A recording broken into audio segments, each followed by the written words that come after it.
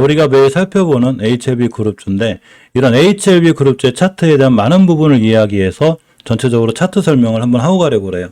또 한정현 님이 또 저에 대해서 너무 극찬을 해주셔가지고 또 이게 또 제가 보답하는 마음으로 해피데이님도 저를 너무 좋아하셔가지고 제가 주식을 맞출 수 있는 사람이 아니에요. 단지 추세를 이해하고 깨지 않아야 될 자리 이 정도를 보는 것뿐이고 저도 시청자님들 정도 실력밖에 안 돼요. 단지 그냥 제가 좀 잘하는 건 매일매일 시장을 뒤다본다는 얘기죠. 매일 뒤다봐요. 절대 공짜 없어요. 주식은 공짜가 없어요. 주식뿐만이 아니라 내가 어떤 인생을 살기 위해선 그 인생에 공짜가 없는 거예요. 내가 노력한 만큼의 결과가 오죠. 당연히 주식도 본인이 제 영상을 안 보더라도 정말 본인이 하기 싫으면 제 영상 보시면 돼요. 예전엔 저 이거 혼자 했었어요. 혼자 하다가 저번에 말씀드렸지만 혼자 하다가 유튜브를 하다 보니까 재밌더라고요. 자, 그러면서 이제 멤버님들을 만나면서 멤버님들하고 하니까 더 재밌고 일반 시청자님들을 만나서 하니까 더 재밌어요. 아, 그래서 이제 혼자 안 해도 되겠다. 나도 공부할 겸 이제 이걸 영상으로 찍어야 되겠다 해서 여기까지 걸어오게 됐습니다. 물론 부수적으로도 좋은 수익들이 생겨서 또 진심으로 감사드리고 고맙다는 말씀을 전해드려요. 자, 이 과정에서 우리가 전체적인 차트를 하나 이해하고 갈게요. 모든 이 5주선이나 5개월 선이나 어떤 주가가 변하게 되면 당연히 이런 선이라는 게 생기죠. 이렇게. 이런 게 생겨요. 이런 게. 올라가면서도 이런 게 생기고 요게 떨어지면서도 생겨요. 이렇게 생겨요. 그죠? 등산을 하면. 근데 우리는 이거를 뭐라고 부르냐면 이거를 변곡점이라고 불러요. 이건 나와 있기도 한 거죠. 저는 예전부터 그냥 제가 변곡점이라고 이름을 줬어요. 왜 선이 변했으니까. 변곡선, 변곡점 이렇게 부르는데 어떤 주가든지 이러한 변곡점을 돌파했을 때는 안착을 해주는 게 엄청나게 중요해요. 이런 안착을 했다는 얘기는 이 주식이 다시 한번 상승할 수 있다는 어떤 우리한테 좋은 신호를 주는 거예요. 이걸 잘 알고 계셔야 되는데 이런 관점에서 봤을 때 주가가 떴는데 이렇게 변곡점이 있잖아요. 이게 변곡점이 요게 예전에도 제 영상 올려놨는데 이게 변곡점이죠. 요거 변곡점이 이렇게 여기가 변곡점. 이러한 변곡점을 뚫을 때 누군가가 대량 거래를 빵 씹고 뚫었다. 주가 확 떴어. 이제 거래량이 거래 엄청 크게 실리면서 이 자리를 뚫었다. 그러면 이건 아주 의미가 있어요. 그래서 어떻게 해석해야 되냐면 이게 월봉이든 일봉이든 주봉이든 30분봉이든 아무 상관이 없어요. 내가 장기적으로 들어가시는 분들은 월봉으로 보면 되는 거고 스윙이나 단타 단기는 주봉, 일봉, 분봉을 보셔도 돼요. 여기는 엄청나게 중요하게 뚫어주는 자리가 되는데 거꾸로 고점인 상황에서 이러한 변곡점이 하나가 생겼어요. 고점이죠 이거는. 자, 변곡점이 생겼는데 여기를 뚫을 때 대량 거래가 터졌어. 빵 뚫은 거예요. 근데 누군가가 이 자리를 깼다. 그래서 주식이 밀리는데 아무도 매수세가 안 들어오고 깨고 있다. 여기는 여기서 끝난 거예요. 작업이. 끝난 거예요. 세력분들이 맛있게 얌얌하신 거예요. 밑에서 10배가 올라갔다 더더욱 끝난 거예요. 완전히 끝난 거예요. 그러니까 주가가 어디까지 가냐? 다시 밑으로 내려가요. 이렇게. 자, 이렇게 같아요. 이게 기본적으로 가장 첫 번째로 이해해야 될 변곡점에 대한 이해고 두 번째가 뭐냐면 이동평균선에 대해 이해할 필요가 있어요. 어떤 주식이 역배열이 들어오기 시작하면 60개월선이 쭉 떨어져요. 먼저. 제일 장기동평균선이니까 120개월선 더 떨어질 테고, 근데 그건 빼자고요. 그죠? 60개월선이 떨어져. 그럼 요 밑에 뭐가 따라오냐면 요렇게 20개월선이 따라와요. 전형적인 역배열인 거예요. 월봉에서. 월봉 역배열을 사야 되는 거예요. 주식은. 자, 이렇게 5개월선이 떨어져. 보니까 또 떨어지겠죠. 이렇게. 그죠? 자, 5개월선이 떨어져요. 그러면 어떤 주식이든지 이게 월봉에선 역배열이면 주봉이나 일봉에선 정배열로 돌아갈 수 있는 거죠. 자, 이 친구가 여기를 돌파하기 위해서는 어떤 행동이 필요하냐면 5개월선 돌파 안착. 왔다 갔다 하네. 1차 목표가 20개월선이 돼요. 다시 돌파 안착. 이게 2차 목표가예요. 60개월선 돌파 안착. 자, 이러면 60개월선 기준으로 지금부터 내가 산 주식을 찾아보기 시작해서 60개월선 위에 있고 이 근처에 있다. 이 친구는 이걸 지켜주면 빵 때려요. 자, 그러면 이러한 이격이 어떻게 되냐면 깔끔하게 뭐예요? 전체적으로 쭉 이격의 밀집이 모이는 거죠. 우리가 이게 이제 이격의 밀집이 모인다고 하는데, 자, 60개월선, 요렇게 20개월선. 주가가 모이는 거죠. 자, 요렇게 5개월선 이렇게 모이게 돼요.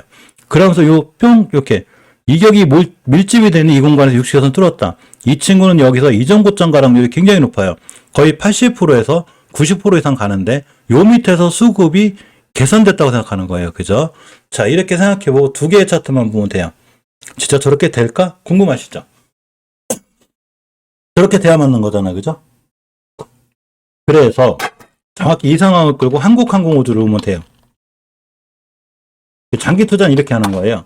자, 이게 한국항공우주란 차트인데 제가 말씀드렸듯이 이 파란 선 굵은 게 60개월 선이에요. 이 자리를 쭉 밀어내고 있죠. 이렇게 떨어졌죠. 그러면서 5개월선이 밑에 있었죠. 따라 올라가고 주동 주고 다시 올라가고 있고 10개월선, 20개월선 모여 있는데 정배열로 들어선 상태에서 20개월선 뚫어놨죠. 이때 장기 투자에서 사놨다면 지금 계속 올라가는 거죠. 이 친구 여기까지 갈 확률이 굉장히 높아요. 왜? 추세가 유지되어 있으니까. 가장 뚫어줘야 될 완벽한 60개월선 위에 있잖아요. 저번 달에. 그죠? 이렇기 때문에 그래. 이렇기 때문에. 자, 근데 이렇게 된 게 또 하나가 있죠. 하림이에요. 하림. 마찬가지인 거예요. 60개월선이 밑에서 올라와 이렇게 떨어져 있었는데 5개월선이 돌파해서 정배열 들어서 나서 가장 강력한 저항선 60개월선 위에 있죠. 이렇게. 그러니까 이 친구가 여기서 시작하는 거예요. 다시 시작이에요. 물론 요거 깨면 안 되고 일봉상 들어갈 자리는 없어요. 높으니까. 요게 차트를 이해하는데 가장 기본이에요. 요 두 개를 가장 잘 알고 계셔야 돼요. 이 상황을 그대로 끌고 넥사로 오면 돼요. 넥사가 떨어질지 올라갈지 나노코박스가 나와서 당장 내일 상한가를 갈지 어떻게 될지 저는 몰라요. 그거를 미리 맞출 수 있는 사람은 없어요. 그걸 어떻게 맞춰? 떨어지는지 올라가는지. 자, 그래서 간단하게 지금의 원리를 알고 그냥 가만히 생각해 보시면 돼요. 여기가 변곡점이야. 제가 변곡점 그만 말씀드렸죠. 요 자리는 어떤 경우든 사수해줘야 되는 거야. 왜? 여기를 뚫을 때 거래량이 터졌잖아요, 지금. 거래량이 뚫어졌잖아. 그럼 누군가가 앞에서 10배 올라간 세력분들께서 어떻게 뭐 수익을 나셨는지 어땠는지 진짜 좋아서 올라간지 몰라요. 이거 미리 알 수는 없으니까. 잘못하면 세력분들한테 맞을 것 같기도 하고. 올라왔죠. 그러니까 이 친구는 어디를 안 깨야 될까? 애초에 5개월선을 깨면 큰일 나는 거고, 두 번째 20개월선을 깨면 큰일 나거든요? 근데 마지막 마지노선이 여기에요. 그 마지노선 아시죠? 왜 그 프랑스 그 장군이 만들어 놓은 그 마지노. 그렇기 때문에 여기를 깨면 안 되는데 요 가격이 정확하게 1170원이야. 딱 찍어놓으면 나와요. 이렇게. 누군가 여기를 깨고 있다거나 누군가 여기를 안 지켜준다는 얘기는 이 주식이 정말 위험해졌다는 얘기야. 정말. 물론 월봉이라는 게 꼬리가 달고 돌아나갈 수 있기 때문에 그런 상황이 생길 수는 있지만 이 위험과 손실을 다 들고 가야 되잖아요. 이 친구를 제가 계속 말씀드렸어요. 20개선 깨면 위험하고 이렇게 깨면 여기서 주식이 우하향하는데 이 종목이 좋다가 분할 매수해야 된다. 지금부터 모아가야 된다. 아무 의미 없는 거예요. 추세가 깨져 있잖아. 완벽하게. 언제 매수해야 되냐? 여기를 지켜주는 걸 확인하고 주봉에서 중기적으로 추세가 돌아 나가야 되는 거예요. 엄연히 우하향이잖아 지금. 단 한 번도 옷은 근처도 못 가고 있죠 지금. 근데 여기서 분할로 모아가야 돼. 대바닥이야. 물론 대바닥일 수는 있어요. 그렇지만 이게 대바닥이란 얘기는 미래에서 와야죠.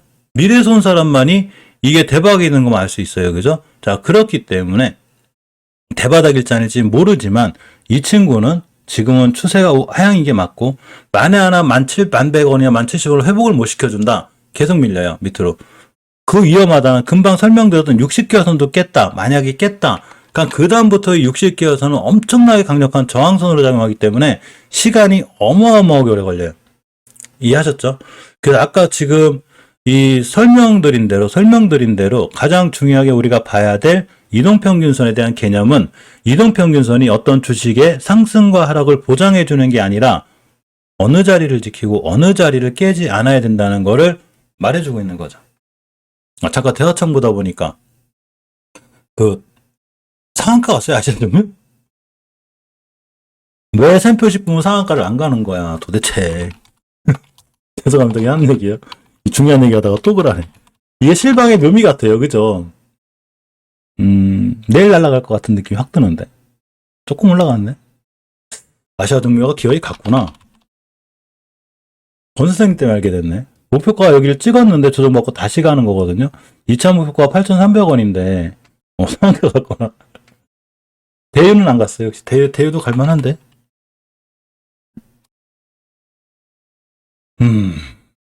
대유는 떨어졌네. 참 못 가, 이 친구. 어쨌거나, 갑자기 HLB 얘기하다 죄송합니다. 그렇기 때문에 넥사는 어떤 것도 필요 없어요. 이게 뭐 여기서 제가 항상 말씀드리는 위로를 하는 영상은 필요가 없어요. 주식 영상은 돈이 걸려 있기 때문에 가림 어서 오세요. 안심을 준다거나 이렇게 하는 게 아니고 착하게 설명해 줘야 돼요. 그 다음에 판단은 시청자분들이 하시는 거예요. 시청자님들이 직접 하시는 거야. 컨트롤할 것인가, 비중을 줄일 것인가, 아니면 기간 조정이 오래 올 것 같은데 뭐 다음 달이나 다다음 달에 추세가 전환이 되면 더 살까. 이런 판단은 제가 하는 게 아니고 시청자님들이 하는 거예요. 모든 투자에 대한 판단 책임은 본인에게 있어요. 그렇지만 최소한 추세가 하향인데 이게 대바닥이니까 분할로 매수해서라는 얘기는 전 못하죠. 바닥인지 아닌지 모르니까. 더구나 깨고 있는데 이거? 그만 설명드린 대로 이만큼 위험한 거예요. 그렇기 때문에 물론 믿고 참고 그다음에 크게 올라갑니다라고 해드리면 좋겠지만 사실은 위험하죠. 이렇게 크게 올랐던 종목이 이제 크게 볼게요. 차트는 크게 봐야 되는 거예요. 이제 전자 앞에 상황을 알아가긴데 이렇게 크게 올라갔던 종목이 이제 가격 조정한 거예요, 이제. 그럼 기간 조정이라는 게 맞아요. 물론 V자로 이쁘게 반등할 수 있어요. 이런 차트가 나올까 말까, 이런 차트는 거의 뭐 2,500개 중에 한두 개 나올까 말까 하기 때문에 힘들고, 이때부터는 기간 조정이라는 게 시작되는 거죠. 가격 조정, 기간 조정. 이 기간이 굉장히 오래 갈 수 있는 이런 상황이에요. 넥사는 이렇게 이해하시는 게 맞아요. 앞전에 차트 설명 왜 드렸냐면 그 상황을 알아야지 많은 부분이 해결되기 때문에 그런 거예요. 자, HLB입니다. HLB를 보게 되면 월봉에서 자리를 안 깨고 있죠. 이거 안 깬다는 얘기, 이 친구가 추세의 전환과 턴은 됐지 않지만 그냥 누군가 잘 지켜주는 거예요. 자, 더 이상 안 깬다는 얘기는 잘 지켜주는 거고 있고, 주봉에서 보면 이제 추세 전환과 턴을 시도하고 있어요. 야, 드디어 아까 말씀드린 대로 짧게 보면 20주선이 밀리고 있고, 이렇게 5주선이 따라 올라가고 있고, 이격이 모여서 올라탔다. 그러면 이제 야호해도 돼, 야호. 야, 드디어 추세 전환과 턴이 이루어졌다. 이렇게 생각하셔야 되는 거예요. 여기서 물론 리보세라림에 대한 어떤 이슈가 있어요. 이 친구가 추세 전환과 턴을 해놓고 이쪽으로 올라타면 우리가 굳이 그 뉴스 안 챙겨봐도 돼요. 다 나오게 돼 있어요. 그런 뉴스가 나오기 전에 차트가 돌아서는 거예요. 선차트 흑뉴스예요. 그러니까 그런 뉴스보다도 먼저 앞서서 봐야 될 거는 추세예요. 무조건 추세예요, 주식은. 내가 사고자 하는 주식이 우하향인지, 주식이 우상향인지, 횡보인지, 이걸 알아야 되는 거예요. 내가 주식을 샀는데 지금 내 주가 현재 위치가 뭘 하고 있는지를 모르면 안 되는 거예요. 그죠? 굉장히 중요한 거예요. 잘 보고 계셔야 되고. 일봉에서는 바닥 잘 지켜주고 있어요. 이게 오랫동안, 자, 기간 조정이 좀 들어가는 거고. 공매도 좀 잠깐 볼게요. 야, 많이 줄었다. 그죠? 아우, 참. HLB 공매도 세력들 많이 착해졌네. 4%대. 그래. 뭔 일 있을 것 같아. 애들 추세가 좀 돌아 나가려고 하고 있거든. 늘 이럴 줄 알았어요, 이거. 많이 줄었습니다, 공매도가. 야, 공매도 한 자릿수 5%로 떨어지고 진짜 오랜만에 보네요. 공매도가 많이 줄어있고. 어쨌거나 어느 정도는 바닥 다지기를 하고 있기 때문에 상황이 나쁘진 않아요. 그렇지만 제가 금방 차트 설명해드렸죠. 요렇게 60개선 맞고 떨어질 거고, 5개선 안착할 거고, 20개선 맞고 떨어지고, 돌파 안착해서 이런 여러 가지 과정이 좀 필요해요. 상황은 좋아지고 있네요. 차트 상황이 좋아지고 있는 거예요. 자, 또 하나가 HLB 생명과학입니다. 역시나 지켜줄 때 잘 지켜주고 있어요. 더 이상 밀리지 않고 있고, 주봉에서도 추세 전환과 턴을 저번 주에 해놨기 때문에 이 친구는 HLB보다도 상황이 좋아요. 깔끔하게 5선 위에 있고, 이런 상황을 잘 지켜주는 순간 무슨 일인지는 몰라도 이렇게 20선까지 갈 수 있어요. 그럼 이격이 모이게 되고 추세 전환과 턴이 이루어져서 이제는 한숨 쉬고 좀 쉴 때가 되지 않나. 휴, 이렇게 될 수 있지 않나. 자, 이렇게 될 수 있습니다. 일봉에서 보게 돼도 역시나 이제 어느 정도 좀 박스권인 이렇게, 그죠? 바닥을 지켜주는 모습이고, 공매도 잠깐 볼까요? 3%대 역시 많이 줄고 있어요. 공매들 이들 겁나는구나. HLB가 잘 됐으면 좋겠어요. 너무 고생들을 많이 하셔가지고, 저희 멤버님들도 그렇고, HLB가 힘들어서 들어오신 분들도 많아서, 좀 돌려놔라, 좀. 세력들 뭐 하는 거야? 리보세라니 뭐 한대잖아, 지금. 자, 외국인이 HLB 간만하게 요새 좀 슬슬 모습을 보여주고 있죠. 공매도를 하기가, 조금, 상황이 그런 거고. HLB 생명과학도 공매도? 아까 줄었죠, 분명히. 그래. 3%대. 좋아. 애들 줄어야 돼. 투자자 매수이 어떻게 되나? 역시 외국인이 들어오고 있어요. 역시. 수급이 좋아지고 있어.